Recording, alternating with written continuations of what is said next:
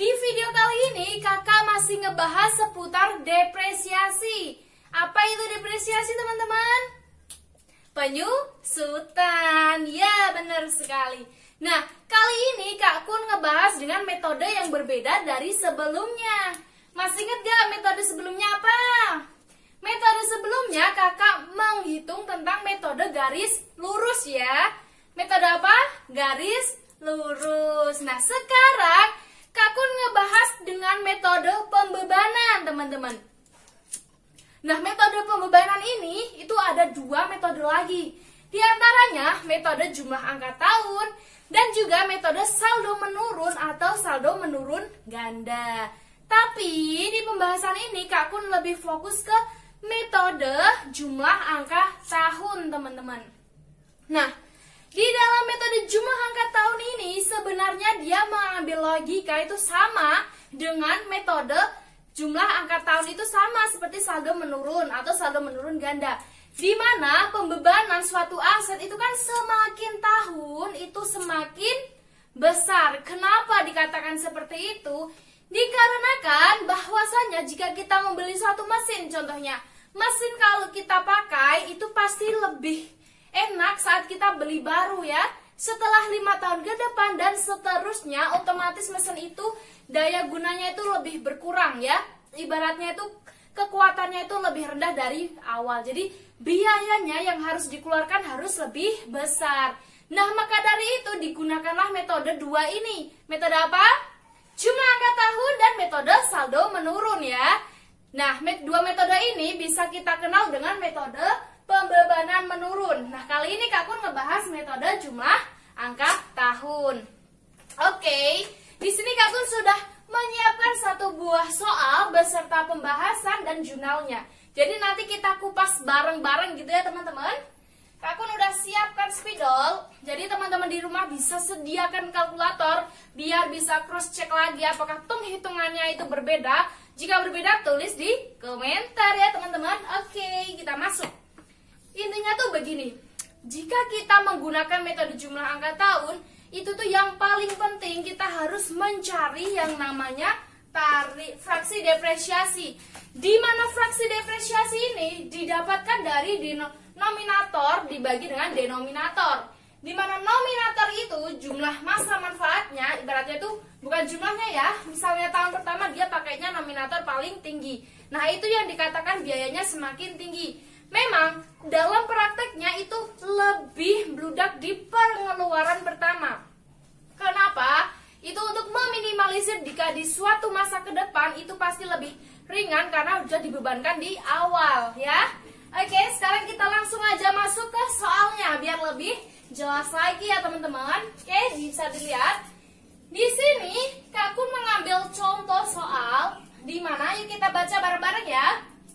Pada tanggal 2 Januari 2020 ya, PT Abadi membeli sebuah mesin dengan harga perolehan mesinnya 135 juta. Oke, 135 juta ya. Dengan taksiran nilai sisa itu 15 juta. Nilai sisa itu bisa kita artikan sebagai nilai residu. Terus, dan masa manfaatnya 4 tahun. Sebenarnya tuh begini, kita langsung lihat tabel dulu aja ya. Kalau dengan metode jumlah angka tahun dan metode saldo menurun itu, dia akan semakin tahun itu bebannya semakin menurun. Di tahun pertama itu lebih besar bebannya, karena dia membaginya dengan jumlah tahun yang 5, jadi lebih besar. Karena nilai buku awalnya memang lebih besar gitu ya teman-teman. Nah, begini teman-teman, kita bisa lihat aja langsung dulu bahwa nilai bukunya itu berbeda. Dari paling besar, terus agak besar, dan sedikit tidak besar gitu ya, ibaratnya kecil gitu.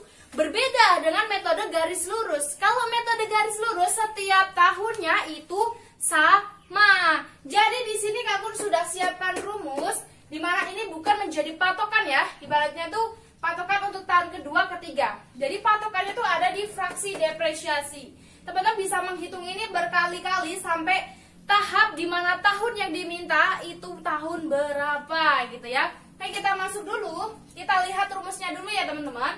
Bahwa dalam beban penyusutan atau biaya depresiasi itu didapat dari fraksi depresiasi. Fraksi depresiasi dikalikan dengan hasil harga perolehan dikurangi dengan nilai residu ya. Nah, harga perolehannya teman-teman bisa lihat di sini ada 135 juta ya. Nah, dikurangkan 15 juta, hasilnya berapa? 120 juta. Ini hasilnya ya teman-teman. Nah, hasilnya 120 juta. Nah, ini nantinya dikalikan dengan fraksi depresiasi. Fraksi depresiasi ini tergantung dari permintaannya, mau tahun pertama, kedua, ketiga, dan seterusnya. Nah, di sini Kak Kun ambil contoh di tahun pertama. Jadi, tahun pertama dia masih memakai 4 ya. Teman-teman tahu nggak? Kok di sini ada 10? 10 itu dapatnya dari mana? Nah, disinilah keunikan dari jumlah angka tahun ya teman-teman. Karena dia mengambil 10 ini dari jumlahnya tahun. Seperti namanya, jumlah angka tahun. Nah, dia mengambil rumusnya itu dari angka masa manfaat itu di jumlah semua. Nah, itu dinamakan dengan denominator atau penyebut ya. Kalau bahasa matematika itu penyebut ya. Dia didapatkan dari masa manfaatnya kita jumlahkan semua. Di sini masa manfaatnya 4 tahun. Berarti 1 ditambah 2 ditambah 3 ditambah 4. Jadi 10. Kalau masa manfaatnya 5, kita tambahin lagi 5. Masa manfaatnya 100, ya udah 1 tambah 2 tambah 3 tambah 4 dan seterusnya sampai 100 ya. Jadi di sini contohnya 4 tahun, jadi kita jumlahkan hasilnya 10. Nah, kenapa dapat bisa 4, Kak?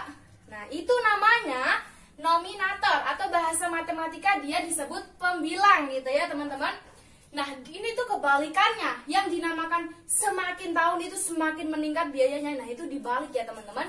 Jadinya itu di tahun pertama kita pakai pembilangnya 4, di tahun kedua kita pakai 3, di tahun ketiga kita pakai 2, dan tahun terakhir kita pakai 1. Jadi, kalau misalnya masa manfaatnya 5 tahun, tahun pertama berarti 5. Masa manfaatnya 20 tahun, berarti tahun pertama 20. Ya, udah ya. 4 dibagi 10 kita kalikan hasil ini, tadi 120 juta. Kak Kun sudah ngitung hasilnya 48 juta. Nah, teman-teman bisa sambil menghitung di kalkulator ya. Setelah ketemu seperti ini, untuk nama jurnalnya itu sama ya. Beban penyusutan pada akumulasi penyusutan. Nah, itu baik metode apapun, baik itu garis lurus, metode jumlah angka tahun, saldo menurun ganda, bahkan jumlah produksi, nama jurnalnya untuk menghitung depresiasi sama ya. Ini tuh bisa kita katakan biaya depresiasi pada akumulasi depresiasi. Intinya sama. Depresiasi sama penyusutan itu sama. Jadi tergantung dari kebiasaan kita menggunakan. Kalau Kak Kun biasa menggunakan penyusutan. Nah, karena materi yang sering Kak Kun dapat, ibaratnya itu depresiasi. Ya udah, nggak apa-apa ditulis depresiasi. Itu tergantung dari ibaratnya kebiasaan kita gitu ya, atau perusahaan yang mau menerapkan nama gitu ya. Tapi itu artinya sama. Nah, kita lihat prakteknya ya teman-teman. Ini Kak Kun sudah bikinin tabel biar lebih enak gitu ya. Kita bisa lihat langsung. Nah, ini kan tahun pertama. Tahun pertama ini kan nilai bukunya 120 ya. 120 ini dapatnya dari hasil perolehan ya teman-teman. Ini namanya harga perolehan dikurangi nilai residu 135. Ini buat penghitungan ya. Sebenarnya nilai buku awal bisa kita katakan 135 juta. Cuma Kak Kun di sini mau memperlihatkan gimana cara penghitungannya ya. Alhamdulillah. Aku habis sendawa, maaf. Nah, terus di sini tarif depresiasi ya. Tarif depresiasi seperti yang tadi Kak Kun sampai bahwa tahun pertama kita menggunakan pembilangnya tahun terakhir 4 ya, jumlah masa manfaat 4 dibagi penyebut bukan ya. Ya penyebut namanya penyebut 10, 4 bagi 10. Nah, jadi 120 juta kita kalikan dengan 4/10. Hasilnya 48 juta.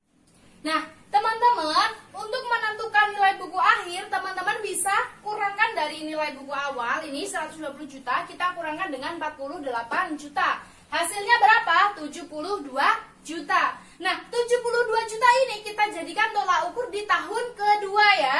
Jadi nilai buku awal lagi 72 juta. Nah, untuk tarif depresiasinya kita pakai 3/10. Kenapa? Karena tahun kedua ini lihat ya. 4 3, 2, 1. Bahwa tahun kedua berarti yang 3. Di tahun pertama, tahun kedua, tahun ketiga, dan tahun keempat. 3 ya. Nah, 3/10. 72 juta dikali 3/10 hasilnya 21.600.000. Nah, di sini ada yang namanya akumulasi depresiasi. Dia dijumlahkan dari total depresiasi pertama, kedua, dan seterusnya. Di sini 69.600. Fungsinya agar kita lebih mudah kalau kita mau menghitung, misalnya contoh begini. Kak, tolong aku hitungan di tahun kedua. 2 tahun itu saya bayar berapa depresiasinya? Berarti depresiasi pertama tambah depresiasi kedua. Misalnya di soal itu ditanyakan bahwa beban depresiasi atau biaya beban penyusutan di tahun kedua atau ketiga, itu berarti teman-teman tinggal menghitung sesuai dengan fraksi depresiasi ya. Nah, kita harus menghitung dulu dari awalnya teman-teman. Nah, setelah selesai, nah misal gini aja. Nah, kalau misalnya kita sudah bikin kayak gini, kita ditanya tahun ketiga, kita bisa lihat tahun ketiga berarti biaya depresiasinya ini 10.080.000 ya. Jadi seperti itu teman-teman. Ini metode dengan jumlah angka tahun. Nah, untuk bentuk jurnalnya itu tetap sama, kecuali kalau kita ditanya yang berbeda gitu kan, kayak penyesuaian gitu. Nah, ini jurnalnya itu sama. Untuk penghitungannya itu pakai rumus begini ya. Nah, untuk mengetahui bahwa tahap awalnya apa, kita bikin tabel biar lebih mudah. Nah teman-teman, jadi videonya tentang metode jumlah angka tahun cukup sampai di sini gitu ya. Nah, untuk metode selanjutnya saldo menurun kakak bahas di next video, oke? Jadi jangan lewatkan video kakak biar teman-teman bisa tahu kelanjutannya gitu ya. Kalau belum nonton yang metode garis lurus, bisa banget tonton dulu karena metode selanjutnya itu akan berhubungan dengan metode garis lurus. Oke teman-teman. Tetap semangat, jaga kesehatan, jangan lupa belajar. Oke, salam belajar, suka belajar.